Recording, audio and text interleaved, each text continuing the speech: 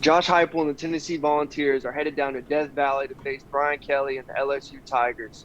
Obviously, this is a big game for both programs. Tennessee's coming off a bye week after a big win against Florida, and LSU's first year with Brian Kelly, trying to get things going, trying to get his culture installed there. Drew, kicking it to you, we know that this Tennessee offense relies on pace and tempo and quick calls, and we also know that Death Valley it's a difficult place to play. How do you think playing at LSU is going to impact this Tennessee offense?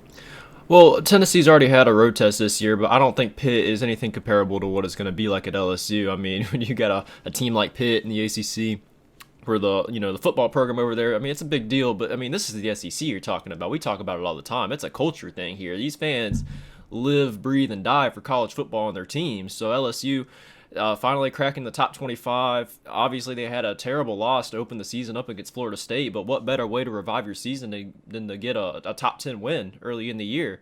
So it's going to be a big deal. The fans are going to be engaged, but Tennessee, I think, does draw a little bit of luck here with this game being at noon. Obviously, no matter where it is, if you play a game at nighttime, it's going to be a little bit more rowdy than as compared to noon. I don't know what the case is going to be like for this game. I mean, the fans could still be there showing up. Well, you got to think this is in Louisiana. I mean, it's a 12 o'clock kickoff Eastern time, but it's going to be 11 o'clock over there. So I mean, it's basically a morning game. So there's really no telling what kind of energy you're going to get.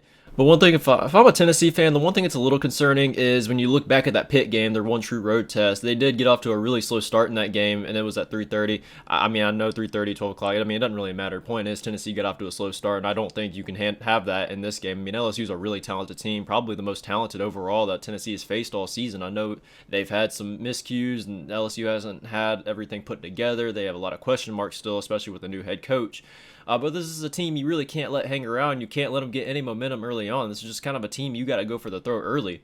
So as far as Tennessee goes, they're going to have to find a way to get off to a good start. I know they're coming off a bye week. There might be some rust involved with that. You had a very emotional win over a Florida team. That was a really big win for Tennessee. So it's kind of a good thing. I think the bye week came at a pretty good time. Usually you don't want to play back-to-back Yeah. weeks after having an emotional win. So I think that's really beneficial for Tennessee. I think that's going to be an emphasis is getting off to a good start. But kicking it to you, Wade, we're going to go ahead and talk a little bit about their defense. I know Tennessee's passing defense, obviously, still not where Tennessee fans want it to be. I checked earlier; they're 123rd in the country in passing yards allowed, but they do have the 14th best rushing defense. What do you think after watching the LSU offensive film we just watched? What do you think Tennessee's going to have to do defensively to kind of keep this LSU team out of scoring position? Yeah, LSU relies on the run game. They got two good running backs, Josh Williams and Goodwin. And I think, like you said, number 14 run defense in the nation. Our DBs and safeties fill the run really well. Of course, the biggest question mark coming into this year for Tennessee was the defense, specifically the linebackers, in my opinion. I think Jeremy Banks has stepped up well in the run game specifically. I know I've been getting slack from fellow Tennessee fans saying that I haven't been giving Jeremy Banks enough credit. Look, he's been playing a lot better. But as far as the passing game goes, a lot of those yards that we give up are across the middle, 15, 20, 30 yards downfield on deep, in cutting routes, which if you're in quarters coverage, that's balls on the linebackers. So they needed to continue to improve. But for LSU's offense, it all starts around the run game. And if you can get LSU behind the sticks, get them in third and long, their quarterback doesn't have the arm talent to, throw a dot on third and long. He's going to end up using his legs. We've seen it time and time again when nothing's open down the field, or if he doesn't trust his arm to make the throw, he has no hesitation to tuck the ball and run. So, and we have fast linebackers. So I think if we have a spy that can stay on them, we're gonna be in good shape if we can stop the run game and keep them in third and medium, third and long situations. Yeah, LSU. We watched the Mississippi State Contents film. I watched a little bit of the Auburn game. The downfield passing threat really isn't there for them. I don't know if it's a quarterback issue. I don't know if it's a route concept issue. I don't know if it's a Brian Kelly scheme issue. It could be a bunch of multiple things. But the point is, when you play high-powered offenses, you got to be able to score points quickly yourself. You can't rely on your defense to withstand a high-powered offense all game long. Eventually, you're going to have to score, and you're going to have to score points fast to be able to keep up. So LSU, under no circumstance can they put themselves in third and long. They got to keep it third and manageable. They got to keep that intermediate passing game available. And if you give him in a third and long, I mean, I just haven't seen Jaden Daniels prove to me at all that he can make passes more than 15 yards down the field unless it's a jump ball to neighbors on a fade. I mean, that's really the only downfield passing game I've seen from LSU this year. And talking a little bit about that Auburn game, I watched just a handful of that game. I know LSU went down pretty significantly early on. It was 17-0, then LSU came back. LSU is a team that has a lot of resilience. They came back against Mississippi State. They came back against Auburn. And I think Tennessee has a potential to get up by a couple scores in this game. So I think if that's the case, I don't think LSU is going to go in panic mode. But getting into LSU's defense is really, really solid up front, especially against the run. They have the 8th best rushing defense. They're 8th in points allowed per game. The secondary, though, still has a lot of growing up to do. I saw it multiple times in the Auburn game where Robbie Ashford would kind of just break contain. And LSU would have good coverage initially, but they would just lose the receivers. They look too much in the backfield. And Hendon Hooker's a really mobile quarterback. I don't know if you can label him as a true dual threat, but I mean, everyone knows he has the ability to get first downs with his legs and break for some big plays. So LSU is going to have to put an emphasis on containing the outside. You can't let them run around because this secondary just has a bad problem with looking in the backfield. They do good initially in the first couple seconds when it comes to guarding the receivers. LSU secondary is really talented, and the defense is across the board, but a lot of missed assignments that led to a big touchdowns in that Auburn game, a lot of busted coverages, and you cannot do that against Tennessee. That is literally what Tennessee's offense is built to do. You run high tempo, they get players out of position, and they bomb you over the top 4 or 5 times a game and hope you have busted coverages. And LSU did that 3 times or twice against Auburn. If you do that against Tennessee, you're going to lose by 3 scores. Yeah, as far as their rush defense, you mentioned their number 8. It all starts with their D-line. They got a solid D-line. They win their one-on-ones up front. And whenever you're talking about breaking down an offense like Tennessee's that, spreads you out, and it is the box versus the DBs, those D linemen have to win their one-on-ones against the O linemen because you got to be able to get pressure by only sending 3, 4. You can't be sending 6 guys every time you want to get some pressure on the quarterback against the Tennessee offense, or like you said, they'll throw it over top of your head. So that's going to be imperative for Tennessee's O-line to, make sure they stay home and win their one-on-ones, especially in pass pro.